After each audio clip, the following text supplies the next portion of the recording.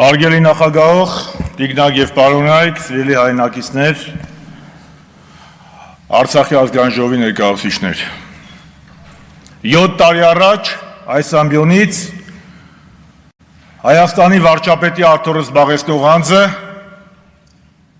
արցախահայերի խոստանում էր անվտանգ ապագա,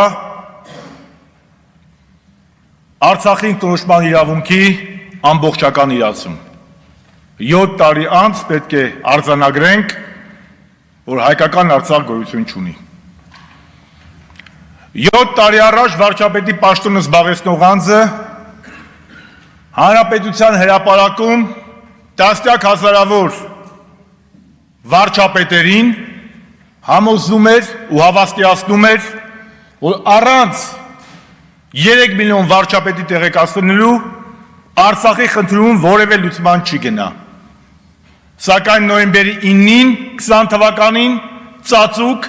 թաքուն, բունկերից կնքեց կապիտուլյացիոն առաջին ակտը։ 7 տարի առաջ մայիսի 9-ին մեր եռատոնին Ստեփանակերտում Հայաստանի վարչապետի աթոռը զբաղեցնող անձը լրագրողների հարցին ի պատասխան ասում էր. իսկ ով է ասում, որ Արցախը գերտերություն չէ։ Այսօր ասում է Արցախը երբ ա եղել հայկական։ Արցախն Ադրբեջան է։ 2019 թվականի օգոստոսին վարչապետի պաշտոնը զբաղեցնող անձը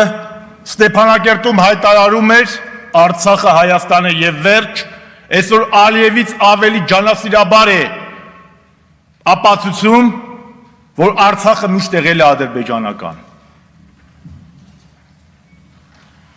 Պատերազմի ժամանակ,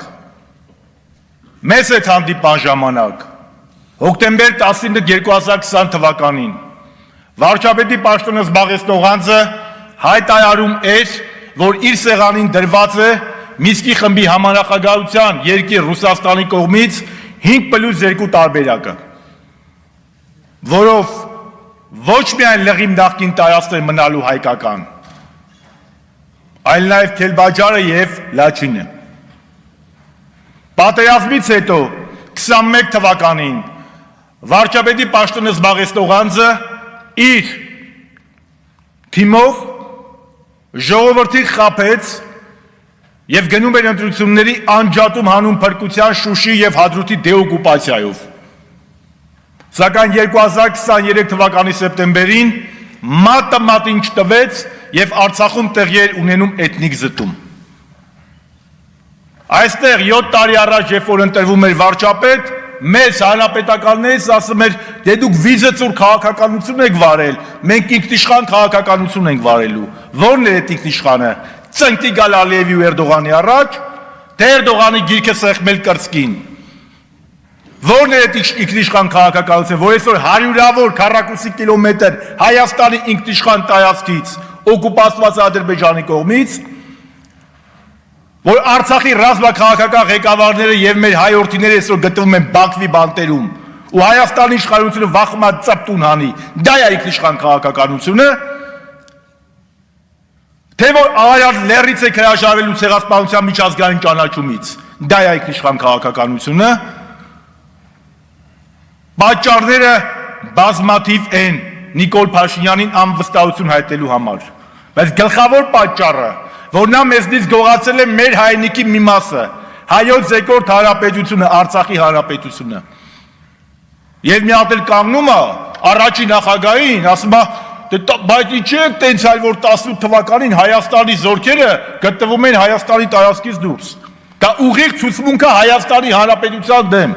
Աշխարհում տեսման չեմ տեսել ու չեմ էլ լսել որպես պատմաբան նաև, որ որևէ երկրի ղեկավար սեփական պետության դեմ ու սեփական ժողովրդի դեմ ցուցմունք տա։ Բա որ 18 թվականից մինչև 18 թվական ու դրանից հետո հայ զինվորը ու Ադրբեջանի օկուպացված տարածքում էր գտնվում, ինքն է անապուդապար նման բան ասում։ Բա քո տղեն ինչ գործ ուներ Արցախում ծառայության։ Բա դու ինչ գործ ուներ Շուշիում ինագուրացիայի։ Բա դու ինչ գործ ուներ Շուշիում տրնգի պարելով։ Ինչ գործ ուներ Ստեփանակերտում գոռալով Արցախը Հայաստանը եւ վերջ։ Դրա համար ինքը պետք է հեռանա։ Եվ մեր բոլորիս թերացումն է, որ մենք այսօրվա լսումները դեռանում ենք, որ ինքը եւ իր խմբակը գտնվում են իշխանության ղեկին։ Օրվա օրակարգի հետ կապված պետք է արձանագրեմ, որ այո Հայաստան դաշինքը, Հայաստան խմբակցությունը այսօր, կրկնում եմ այսօր, միացավ պատիվ ունեմ հանրապետական պատգամավորների իմպիչմենտի նախաձեռնությանը։ Ինչպես ասում են, լավ է ուշ, քան ավելի ուշ։ Դրանով արձանագրենք մի բան, որ մեր գործընկերների այն մտահոգությունները, որ վարչապետին անվստահություն հայտնելու գործընթացը անլուրջ է, այսօրվանից լրջացավ, եւ որ միտված է իրենց դեմ, իրենք էլ հասկացան, որ նման միտում որևէ մեկս չենք ունեցել, եւ դա ունեցել է մեկ նպատակ, օր առաջ ազատվել այս ազգագործան կապիտուլյանտ իշխանություններից։ Հարգելի բարեկամներ, ինչպես 7 տարի առաջ, այնպես էլ այսօր ելույթս ուզում եմ ավարտել հետևյալ խոսքերով. Եթե ոմանց պետք են ուժեղ ցնցումներ, մեզ պետք է ուժեղ ազգային եւ ժողովրդավարական Հայաստան։ Ինչպես ասում են հին Հռոմում, Կարթագենը պետք է կործանվի։ Այո, քաղաքական իմաստով նիկոլական Կարթագենը պետք է օր առաջ կործանվի, քաղաքական իմաստով։ Եվ հայ ժողովուրդը պետք է իր մեջ ուժ գտնի, որպեսզի նժդեհա խոսքերը լինեն իրական։ Պիտի ապրի հայ ժողովուրդը, պիտի ապրի, քանի որ այդպես է որոշել ինքը։ Շնորհակալ եմ։ Շնորհակալություն։